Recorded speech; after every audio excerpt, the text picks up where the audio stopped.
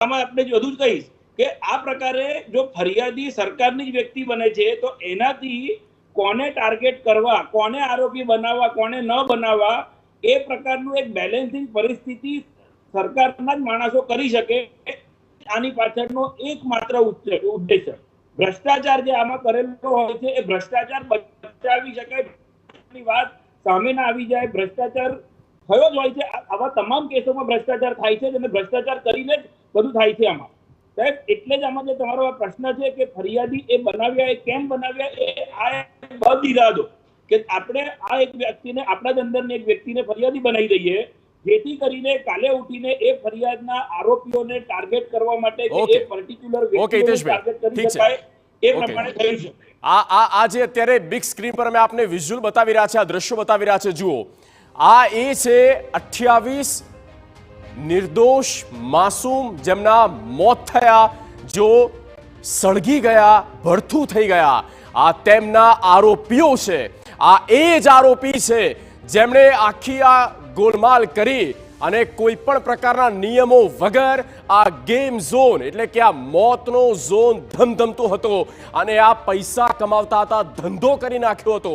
આ આરોપીઓ સામે હવે જોવાને પણ તેઓ લાયક નથી, કેમેરા ફેસ નથી કરી શકતા. આ એ જ આરોપીઓ છે, આ ગુજરાતના આરોપીઓ છે, એ માતા પિતાના જેઓ પોતાના બાળકને રમવા માટે આ ગેમ ઝોનમાં મોકલતા હોય છે અને બાળકો સાથે આ પ્રકારની રમત રમાઈ જાય છે, જિંદગી તહેસ નહેસ થઈ જાય છે. જિંદગી સાથે રમત રમનારા TV9 ની સ્ક્રીન પર આપ જુઓ, એક્સક્લુઝિવ તેમના દ્રશ્યો બતાવી રહ્યા છે. આ એ મુખ્ય આરોપીઓ છે જેમણે કોઈ પણ પ્રકારની પરવાનગી નહોતી લીધી અને આ માલે તુજારના દીકરા હોય તોય ભલે, પણ એ આરોપીઓને નહીં છોડવામાં આવે, કોઈને બક્ષવામાં નહીં આવે, કારણ કે આ માનવ સર્જિત અપરાધ જ છે, આ અક્ષમ્ય અપરાધ છે. સંવાદદાતા જિગ્નેશ પટેલ ફોન લાઈન પર. જિગ્નેશ, આ મુખ્ય આરોપી શું નામ છે, શું ત્યાં થઈ રહ્યું છે, પૂરી વિગતો.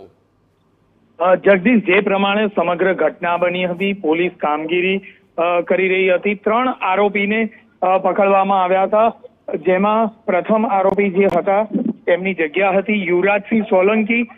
બીજા જે મેનેજર તરીકે કામ કરતા હતા તે નીતિન જૈન છે કે જેઓ આ ગેમ ઝોનમાં મેનેજર તરીકે કામ કરતા હતા. અને ત્રીજા વ્યક્તિની વાત કરાય કે જેમની આજે પોલીસે ધરપકડ કરી છે તે રાહુલ રાઠોડ, જે આ ગેમ ઝોનમાં ભાગીદાર હતા. હજુ પણ અનેક એવા ભાગીદારો છે કે જેમની ધરપકડ કરવામાં આવી નથી. હાલમાં જે આ 3 ભાગીદારો છે, જે આરોપીઓ છે, તેમને કોર્ટમાં રજૂ કરવા માટે ક્રાઇમ બ્રાન્ચથી લઈ જવામાં આવી રહ્યા છે. રાજકોટ ક્રાઇમ બ્રાન્ચ થી ટૂંક સમયમાં તેઓ નીકળશે અને હવે તેમને કોર્ટમાં મેજિસ્ટ્રેટ સમક્ષ રજૂ કરવામાં આવશે, રિમાન્ડ માંગવામાં આવશે અને તપાસ વધુ ને વધુ આગળ વધે તે દિશામાં કાર્યવાહી કરવામાં આવશે. બીજી બાજુ જોઈએ તો હજુ પણ અન્ય જે ભાગીદારો છે તે ભાગીદારોને ક્યારે પોલીસ પકડે છે તે બાબત મહત્વની છે, કારણ કે પોલીસ દ્વારા ઢીલી ગતિએ કામગીરી કરવામાં આવતું હોય તેવું પણ જાણવા મળી રહ્યું છે, કારણ કે અનેક ભાગીદારો હજી સુધી પકડવામાં પોલીસ કેમ ઠાગાઠૈયા કરી રહી છે તેવા આક્ષેપ પરિવારજનો પણ કરી રહ્યા છે, કારણ કે જે પ્રકારે સમગ્ર ઘટના ઘટી છે, લોકોમાં રોષ છે અને કોઈ પણ ભોગે તેમને વહેલામાં વહેલી તકે પકડી લેવામાં આવે તે પ્રકારની બાબત જોવા મળી રહી છે. જગદીશ, બિલકુલ જિગ્નેશ, અને તમામ ઘટનાક્રમ પર આપ નજર બનાવી રાખજો, પણ આ એક્સક્લુઝિવ આપને ફૂટેજ બતાવી રહ્યા છે. જુઓ દર્શકો, આ બંને જે દ્રશ્યો આપને બતાવી રહ્યા છે, પહેલા તસવીરમાં 3 જે આરોપીઓ દેખાઈ રહ્યા છે, આ એ અગ્નિકાંડના, એ બાળકોના, એ પરિવારના, એ માતા પિતાના આરોપીઓ છે.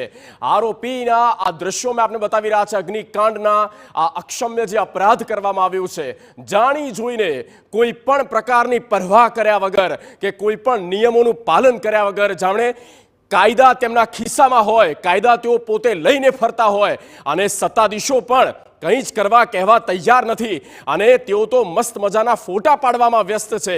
પણ આજે સવાલ TV9 એ તમામ અધિકારીઓને, સત્તાધીશોને પણ કાન મરોડીને પૂછે છે કે કયા એ સમય હતો, કયો એ સમય હતો જ્યારે તમે ફોટા પડાવવા માટે ગયા હતા અને શું આપને ખ્યાલ નહોતો કે પરવાનગી લેવામાં નહોતી આવી? એ તમામ સવાલો અત્યારે ઉઠી રહ્યા છે. આરોપીઓ મેં આપને સ્ક્રીન પર સતત બતાવી રહ્યા છે અને કોઈ પણ પ્રકારની પરવાનગી વગર, નિયમોનું પાલન કર્યા વગર એ તમામ જે આરોપીઓ છે આ પ્રકારનો ધંધો ચલાવતા હતા. અને આ ગેમ ઝોન દુર્ઘટનામાં જ્યાં 28 લોકોની જિંદગી